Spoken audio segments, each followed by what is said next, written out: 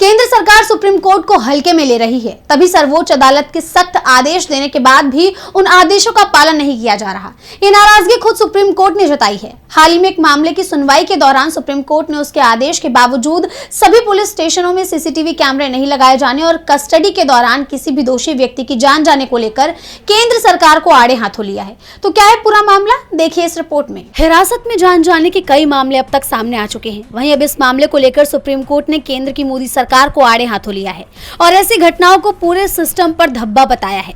हाल ही में एक मामले की सुनवाई के दौरान सुप्रीम कोर्ट ने ये सख्त टिप्पणी करते हुए कहा कि देश इसे बिल्कुल बर्दाश्त नहीं करेगा। सुप्रीम कोर्ट ने केंद्र सरकार को इस बात के लिए कड़ी फटकार लगाई है कि उसके सख्त आदेश के बावजूद सभी पुलिस स्टेशनों में सीसीटीवी कैमरे नहीं लगाए जा सके। साथ ही सुप्रीम कोर्ट ने पुलिस हिरासत में हिंसा और जान जाने पर भी सख्त टिप्पणी की है।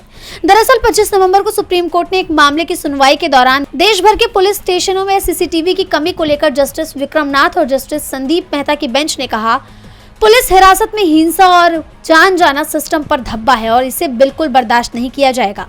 केंद्र और राज्य सरकार दोनों पर नाराजगी जताते हुए सुप्रीम कोर्ट ने आगे कहा कि 2020 में दिए हुए सभी पुलिस स्टेशनों में सीसीटीवी के आदेशों का पालन करने में सभी सरकारें नाकाम रही हैं। साथ ही जस्टिस विक्रमनाथ और जस्टिस संदीप मेहता की बेंच ने इस मामले में पारित आदेश का हवाला दिया और कहा कि राजस्थान के 8 महीनों में पुलिस हिरासत में 11 लोगों की जान गई है। बेंच ने कहा कि इसे देश अब बर्दाश्त नहीं करेगा।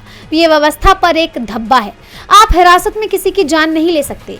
वहीं सॉलिसिटर जनरल तुषार मेहता ने कहा कि कस्टोडियल डेथ को कोई भी सही नहीं ठहरा सकता और आश्वासन दिया कि केंद्र 3 सप्ताह के भीतर हलफनामा दाखिल करेगा, जिस पर बेंच ने केंद्र सरकार पर नाराजगी जाहिर करते हुए पूछा कि अब तक अनुपालन हलफनामा क्यों नहीं दाखिल किया गया।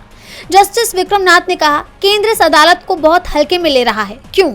इसके बाद सुप्रीम कोर्ट की तरफ से केंद्र को 3 सप्ताह के भीतर अनुपालन हलफनामा दाखिल करने के सख्त आदेश दिए गए हैं और इस मामले में 16 नवंबर को अगली सुनवाई तय कर दी गई है। वहीं अब देखना होगा कि सुप्रीम कोर्ट की फटकार के बाद केंद्र सरकार अदालत के फैसलों का पालन करने में कितनी तेजी दिखाती है और हलफनामे में क्या जवाब देती है। डीवी लाइव की रिपोर्ट।